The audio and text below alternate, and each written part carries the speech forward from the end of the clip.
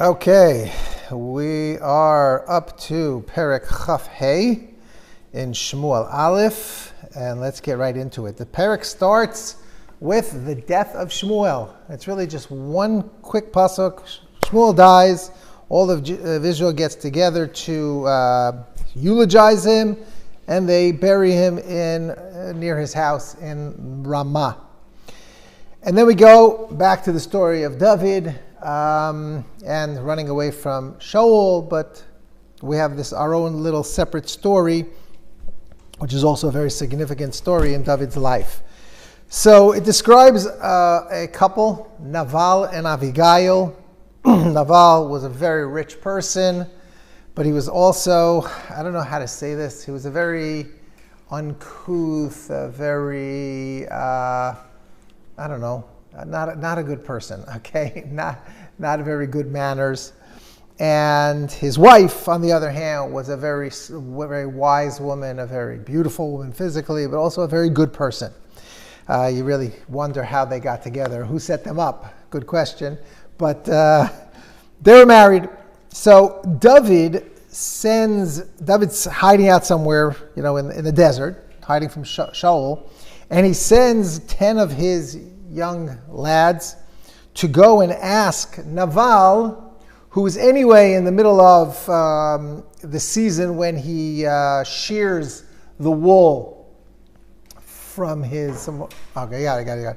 To shear the wool from all of his sheep, which is a very good season for him. He makes a lot of money, and he celebrates with his workers, and they have big meals. So David sends a message to him through his 10 lads, says, please, can you provide us with some food? And he adds to it the fact that, for the last who knows how long, we've been guarding your lads, your people, your servants. We've had a good relationship. We've gotten along together, and we've done a lot for you. So therefore, help us out also. We need some food. Naval... Oh, I just wanted to point out one interesting pasuk in that whole, give and take. In pasuk Vav, Va'amartem, this is what David says to his lads to say to Naval, Va'amartem kol lechai. What does that mean? First of all, does that sound familiar to anybody? There's a piyut, a song that we say on Lag BaOmer, Va'amartem kol lechai Rabbi Shimon Bar Yochai. So this is where it's taken from. Va'amartem kol lechai means, so shall be forever, for all of life. Meaning you should have such wealth and such success forever and ever. V'ata shalom u'beitcha shalom v'chol asher lecha shalom. Right? You should be peaceful and your house should be peaceful. No, it's a nice greeting that David gives to Naval. But even though he asks very politely, very nicely, and he explains that, it's really, we deserve it because we've been helping you out, Naval answers in a very crass fashion and says, who are you? Why should I give you any of my things? I work hard for my money. Why should I give any of it to you? So the messengers come back to David and tell him what Naval said. And David gets very upset, very angry, and he says, okay, everybody, get ready for battle. We're going out. We're gonna destroy him. We're gonna kill him and take all his stuff, and that's gonna be the end of him. Now, one of the lads, one of the servants of Naval, goes and tells Avigail what just happened. He tells Avigail that David sent these messengers, and your husband totally refused them. And then he adds, he says, and it's true what David said. He has helped us very much. He was one of the people who benefited from David and his protection and his friendship or whatever it was. And he tells Abigail that you really better do something very quickly. And he also, I think, says that he heard that David is getting ready for battle. Yes? It's interesting, it's the same lashon as B'nai Belial over here by the right? Correct. B'nai Belial means like a really Beli Ol Shamayim, right? Someone, and that's what Naval was. He was totally not godly. He was the opposite of godly. So what happens is Abigail prepares a whole package, a care package, so to say, a mincha, a gift for David, without telling Naval, and she starts out with this whole big gift, starts walking towards David, and David is coming towards them to battle, and they meet in the middle. And when Abigail sees David, she falls on her face. She basically bows down to David and begs of him not to spill blood, not to kill her husband. But not because she likes her husband. It's because she says, it's not good for you. It's not going to be good for you. Why should you spill blood? Eventually, you're going to become king, and it's going to be a spot. It's going to be a stain on your reputation that you went out and you killed, a fellow Jew and all of his servants, and it's going to be bad for you. And she continues explaining all this, and there's a very famous pasuk here in pasuk Chavtet, Vayakom Adam lirdafcha. She says, someone came up to pursue you. That's talking about Shaul. Ulevakesh nafshecha. V'haita nefesh Adoni tzura b'tzura chayim et Hashem Elokecha. That's something we say when someone dies. You say Yihi nishmato tzura b'tzura chayim. Let his soul be connected, bound with the bond of life with Hashem Elokecha. So that comes from this pasuk that Abigail says, you will be, if you listen to me, you will be, your nefesh will be tzura b'tzora chayim with Hashem, vet nefesh oivecha yekalena b'toch kaf hakela. But those who are against you, who are your enemies, will be thrown with a kaf hakela, like ki'ilu, as if their souls will be thrown with a slingshot, meaning they won't have menucha, they won't have peace in the next world. So after this whole speech that Abigail gives David, and I think this is a very important midah we find by David. David, don't forget, has already been anointed as king, even though he's not befall in action actually become the king yet, but he's a pretty important figure. But he is not afraid to admit that he was wrong, or to if someone gives him a good explanation, he'll say, you're right, you're 100% right. And that's what he says to Abigail. He says, thank God that he sent you to me to prevent me from doing this terrible thing. And by the way, Abigail also said, God will take care of him. That's what I said before. It's not because she loved her husband.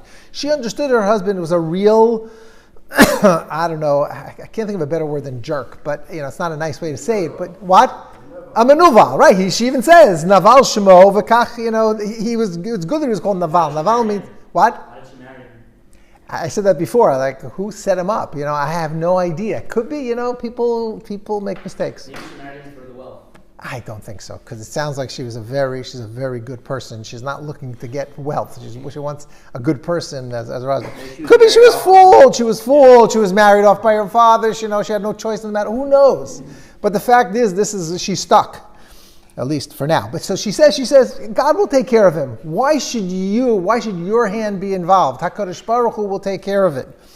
So David admits to Abigail, and again thanks Abigail, that she prevented him from spilling blood.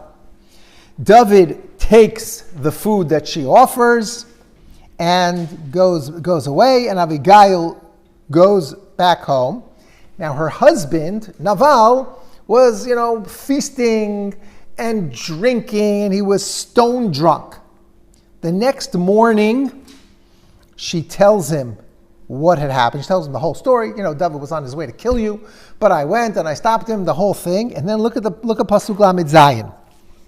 At the end of the Pasuk, when he heard this, Vayamot libo bikirbo, his heart died in him, V'hu hayal even, and he became like a stone, which is basically a way of saying that he basically had a heart attack. He basically, now why, the question is, what was it about what she said that made him really, realized that something was wrong, and to the point where he basically had an anxiety attack, a heart attack, whatever it was. So the Mefarshim explain either, believe it or not, some explain that he was so upset when she told him about all the food that she brought to him. You wasted all my money and you gave all that food and all. That's what killed him inside. That's one explanation. Rashi and the Radak. The Metzudas David said no. It was because of the fear from David. He realized, David wanted to kill me. And he was saying, like, maybe even though right now he said he's not going to, he agreed with Abigail, but maybe one day he's going to actually come and kill me. The Malbim says that also similar, it was on not what might happen, but the very fact that he was in such danger and he realized that he basically had a heart attack, and 10 days later he actually dies. David hears about this, and again, thanks Hashem that he himself, David, didn't take vengeance on Naval and kill him. Thanks Hashem for preventing him from actually spilling blood. Give me one more second. Okay, yeah. I'll take questions. Why did you say that Hashem killed Naval? Because he did. What do you mean? Who else does? He had a heart attack. In other words, he didn't die yet. Yeah, Hashem punished him. Hashem totally punished him, yeah. The only reason why David was bad at David was because he didn't give him food? Is that like... Yeah, but it was improper because David had been, helped. No, forget about the king. All this time, like, they shared the space. David was in the midbar, wherever he was, hanging out, and Naval's workers, servants, were also over there, and David had a good relationship with them, and he protected them, and he helped them out whenever they needed. So, like he said, I deserve it. He should be paying me. He should be giving me food because I've been helping him out. Was that like because he's Morid B'Malchus. I'm saying, that's what you're asking. I don't know if he's officially, but in those days, that's what, David had the right to do whatever he wanted. And he was going to kill him. So anyway, David thanks God that he didn't actually kill him. And then David, right away, can you imagine, like right after the Shiva, David sends messengers to Abigail and asks her to marry him. And she answers, look how she answers, shows what kind of a special person she was. Vatakam, Pasuk Mem Aleph. Vatakam atishtachu apayim arza, vatomer hine amatcha l'shivcha lirchotz raglei avdei Adoni. Halavaya should just be a shivcha, a maidservant to wash the feet of not only David, of the avadim of David. In other words, I'm not worthy to marry David, but she accepted it because he asked. But she's so humbled by the fact that David wants her as a wife. Yeah, you had a question? If David did kill Nabal, would that have been like a problem? Yeah, I mean, again, halachically, did he do anything wrong? No, but it would have been a bad thing for him in terms of becoming the king, trying to be the king and lead the Jewish people, and everyone say, yeah, this is the guy who got angry at somebody and he killed him out. It wouldn't have looked good, and that's what Abigail pointed out to David, and he agreed that she was right. You can't just let your emotions take over you, and you're angry, so just like take your anger out at somebody. That's not a good thing. It's not something that a leader should really have, that kind of midah. And then it tells us at the very end of the perek that besides Abigail, David also took Achinoam of Yisrael also as a wife. And then the last pasuk tells us that Shaul gave his daughter Michal, who, don't forget, was married to David. He gave her over to Palti ben Laish. What does that mean? How could that possibly? How could he do that? If Shaul's going to give a Eshet Ish to somebody else, a married woman to somebody else, and they're going to commit adultery? So the Radak says that Shaul forced David to give Michal a get. And really, that's what it means. He didn't give over Michal as a married woman to somebody else. He forced David to divorce her. The Abar Benel says, it's brought down in the Malbim, that she wasn't given to Paltiel as a wife. It says she was given over to Palti ben Laish. Not as a wife, but just that Palti would watch her, would guard her. The Malbim himself says, no, it's like Chazal say. Chazal say that Shaul had a ta'ut, he had a mistake. Shaul thought that the kiddushin that David did with Michal was not a good kiddushin. There's a whole discussion, and the Malbim brings it in his Perush of, so it's a Gemara, if I'm not mistaken, in Kiddushin, where the Gemara says that Shaul was mistaken and thought that the Kiddushin wasn't a good Kiddushin, therefore he was allowed to give Michal over as a wife to somebody else, but in reality he was wrong. And in fact, the Gemara discusses how great Palti ben Laish is that he never touched her, because he knew that she really was married. And they were, even though they lived together, he totally conquered his Yetzer and never slept with her, never even touched her. Okay, that's Perek Chaf Hey. Perek Chaf Vav. The people of Zif, we've seen these people before. They keep on, they're on Shaul's side, and they keep on telling Shaul where David is.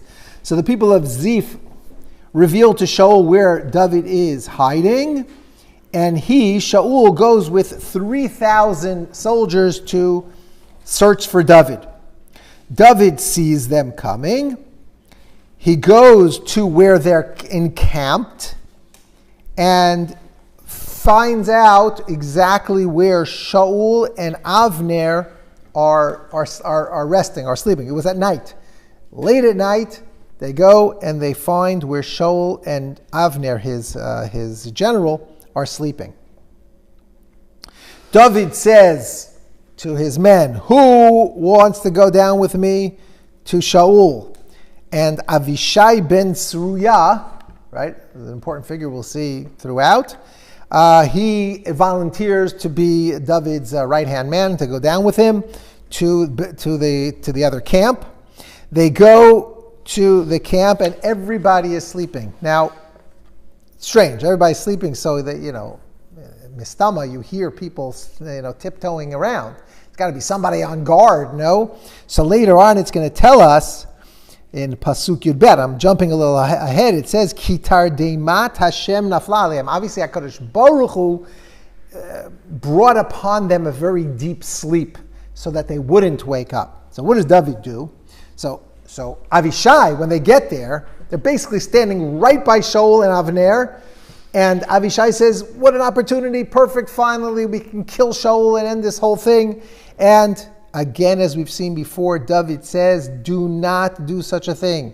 Ki mi shalach yado b'Mashiach Hashem v'nika. Who is it that sent his hand forth against the anointed of God, meaning the king of Israel, and is going to get off, without punishment? You're going to be punished if you do that. And then he says, Hashem will take care of him, David says. Let Hashem come. Let Hashem either give him a plague, die of of coronavirus, who knows. Let God, he just stop, he'll die, or maybe he'll go down to war and he'll die. That's up to God. God will take care of him. It's not up to us to actually kill him. Look at the Pasuk Yud Aleph. Chalila li me Hashem mishloach yad b'Mashiach Hashem. Chas v'sholom, that I should send my hand forth against the anointed of Hashem. And so therefore he prevents Avishai from killing him. And then they take the sword, not the sword, the chanita, the spear that's right by Shaul's head, is ready to, to go to battle. He takes the spear and his bottle of water, his canteen, right? And then they leave the camp. They go far away, to the other mountain. And then David cries out, screams at the top of his lungs. It's the middle of the night, they're all sleeping. He says, where's Avner? Avner, why didn't you guard your king? Why didn't you do your job? And he basically says to them, we were right there. And he shows them the spear, and he shows them the bottle of water, and he says, if I wanted to, I could have killed you, but I didn't. Shaul, we had a very similar story when he cut off the corner of the garment, right? And he went out. And when he showed him that he could have killed him and he didn't, Shaul, if you remember then, broke down and cried and said, you're the tzaddik and I'm the rasha. Here also, Shaul recognizes David's voice. And David asks him, why are you running after me? Why are you pursuing me? Why? What did I ever do to you? Right? And he says, either it's that God is mesit you, is enticing you to do this, or maybe it's other people are doing it. So if it's Hashem, okay, we can't do anything about it. We should dive into Hashem that it should stop. But if it's Bnei Adam, let them be cursed. And then he gives a very famous pasuk in pasuk Yutet, Ki gershuni hayom mistapech min halachalat Hashem, because they are expelling me from being able to cling to the Nachalat Hashem, which means Eretz Yisrael. Because David was forced to leave Eretz Yisrael in order to run away from Shaul, and he's complaining to him, you're stopping me from being in the land of Hashem. So Shaul again admits to David that he is the tzaddik, and he says, I am not going to do anything to you anymore. I'm going to stop running after you. David then sends back the spear and the bottle of water to Shaul, and he davens to Hashem that Hashem should pay him back, David should pay himself back, for the fact that he could have killed Shaul and he didn't kill Shaul. Shaul blesses at the end of the parak, blesses David, and everyone goes back home, right? And hopefully lives happily ever after. Pasuk parak Chav Zayin is a very quick one. David decides, again, even though Shaul just promised him, I'm not going to touch you anymore, I'm not going to bother you, I'm not going to run after you anymore, but we know this, we've been through this movie before, right? We know that that doesn't mean anything. Shaul has these krizot, as it's called in Hebrew, these crazy, situations where he just can't control himself, and he's going to run after him again. So therefore, David decides, that's it. I'm going to run away from Shaul forever, and therefore he goes to Achish Melech Gat, which we've already seen that he went in before. And if you remember last time, Achish wanted to kill him, and he had to act crazy in order to save himself from Achish. You remember that? David goes to Achish and says, do me a favor, just give me a place somewhere off to the side, not amongst your people. I want to live by myself with my men, and we won't bother you, we won't bother each other. So Achish gives him a place in Tsiklag, which is a place we'll see later on, is where the Amalekim live. So anyway, that's where David hangs out. That's where he lives with his men. And what David would do is he would go out on these little sorties or something. These little, how do you say it? These little missions, right? And he would go out and wipe out entire cities of non-Jews, right? Of the Amaleki and the Geshuri and the Gizri, and he would take booty, yeah. For that purpose, or no, yeah, to destroy them, yes. But he would do it in a way that no one would know. There would be no one left over, no one, no remnants, no survivors, and therefore no one would be able to tell who did what. And then he would tell Achish. Achish would ask him, "Where have you been today? What's going on? How have you been doing?" And he says, "Oh yeah, I went and I attacked this city in Israel and that city in Israel." In other words, David wanted to make it as if he has totally rebelled against the Jewish people, and that's why Achish was okay with keeping David and becoming a partner with David, because he understood that David was no longer part of the Jewish people. He didn't care about the Jewish people. He wanted to actually fight them. And that's why he went out and he would tell him, even though he was going and killing Goyim, he told Achish that he was killing Jews, right?